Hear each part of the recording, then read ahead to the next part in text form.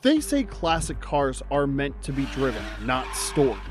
But in September of 2024, that philosophy led to disaster when one of the world's rarest Jaguars met a distracted driver on an Austrian road.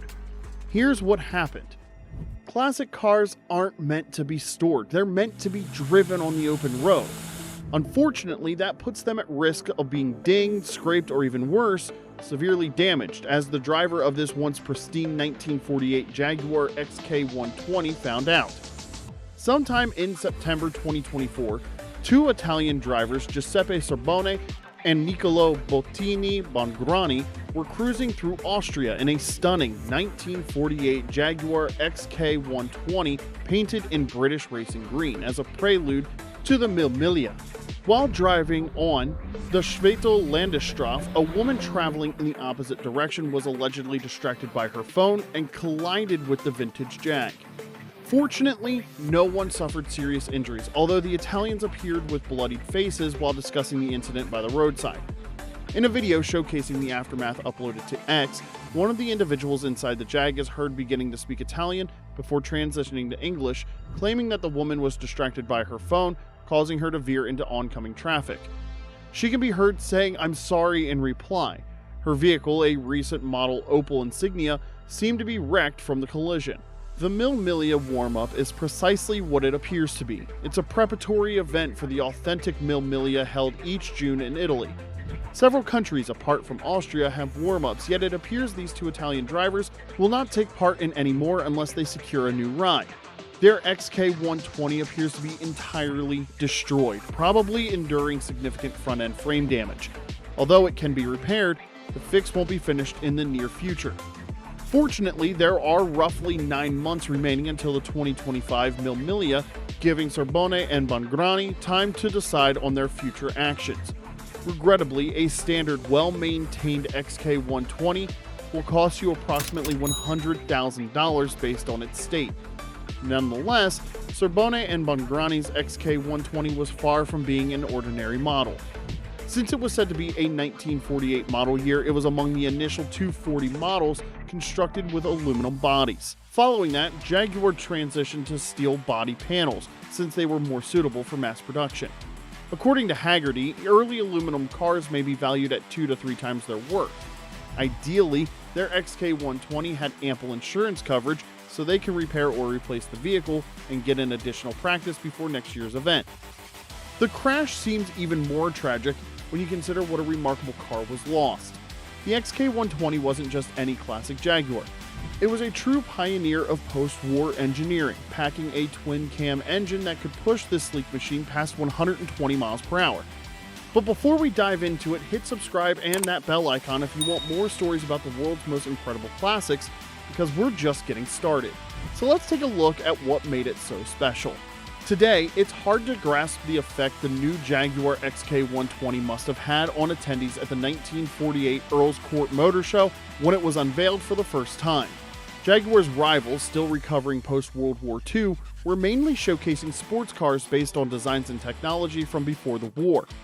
The XK120's sleek design and graceful curves must have appeared extraterrestrial. However, when Jaguar disclosed that the vehicle was equipped with a brand new twin-cam engine, could reach speeds over 120 miles per hour, making it the quickest production car globally at the moment, and would be priced at only 1,263 euros, they probably felt like leaving and heading home. The XK120 secured its celebrity status and rapidly became the must-see vehicle on the road. Notable owners of the XK120 include Clark Gable, Gary Cooper, Humphrey Bogart, and Tyrone Power. In post-war Britain, the XK120 held significant importance for Jaguar.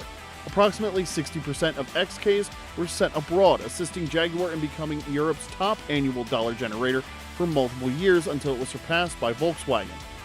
Initially, Jaguar believed that the XK120 would have limited sales, serving as a stylish vehicle to showcase their new twin-cam XK engine.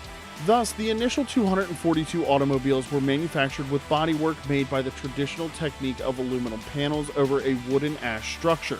The demand for the car was so robust that starting with the 1950 model year, the body construction changed to the somewhat heavier all-steel design, making it simpler to produce. The new twin-cam XK engine was created in secrecy throughout the war. straight 6 configuration featuring an alloy head and dual SU carburetors.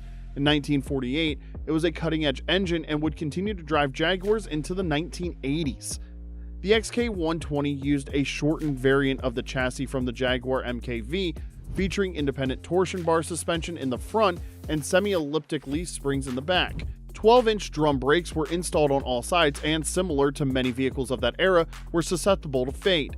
Even though certain vehicles were equipped with aluminum finned brake drums to assist in cooling the brakes and prevent fading. The XK 6-cylinder engine of the Jaguar XK120 had a capacity of 3.4 liters, generating 160 bhp and powered through a reliable 4-speed Moss transmission. The 1,320 kilogram vehicle could accelerate from 0 to 60 in 10 seconds and reach a maximum speed of over 120 miles per hour, a number that inspired the 120 in the XK120. This maximum speed was quickly evaluated in front of the media. In May 1959, Jaguar conducted several high-speed tests on a smooth section of Belgian motorway between Giuseppe and Ostend. By equipping the car with an aerodynamic screen and several minor adjustments, it reached a maximum speed of 135 miles per hour. Drivers attained significant motorsport achievements while driving Jaguar XK120s. In July 1949, 3 XK120s participated in the first major UK motor race since the war at Silverstone. The other competitors were unaware of the direction taken by the cars of Leslie Johnson and Peter Walker.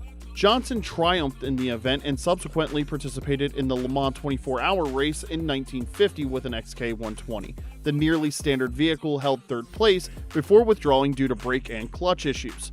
1 year later, a Jaguar C-Type, a race car initially derived from the XK120, corrected the narrative, winning the renowned French endurance race and again in 1953. In rallying, Ian Appleyard's XK120 Nub 120 achieved victory at the Alpine and RAC rallies on 2 occasions and at the Tulip Rally once, along with numerous other competitions. The car would later accumulate over 100,000 miles, co-driven by Appleyard's spouse and Sir William Leon's daughter, Pat. Nub 120 remains under the ownership of Jaguar today and is often seen at historic motorsport events like the Goodwood Festival of Speed. The XK120 came in 3 different variants. Initially a 2-seater roadster, upon its launch, Jaguar introduced a fixed-head coupe, or FHC, in 1951, followed by a drop-head coupe, DHC, featuring a traditional folding convertible roof in 1953. Jaguar considered the possibility of creating an XK100, which would have featured a 2-liter 4-cylinder variant of the XK engine, but the project was scrapped before reaching production. The true legacy of the XK120 lies not in the vehicle itself, but some might say in the XK 6-cylinder engine that the car contributed to introducing.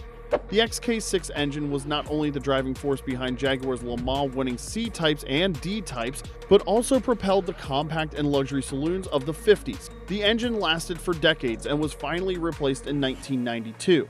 The Jaguar XK120 was succeeded by the XK140 in 1954 and the XK150 in 1957. Should these rare classics be driven or preserved? Drop your thoughts below, and if you love classic car stories, hit subscribe, and we'll see you in the next one.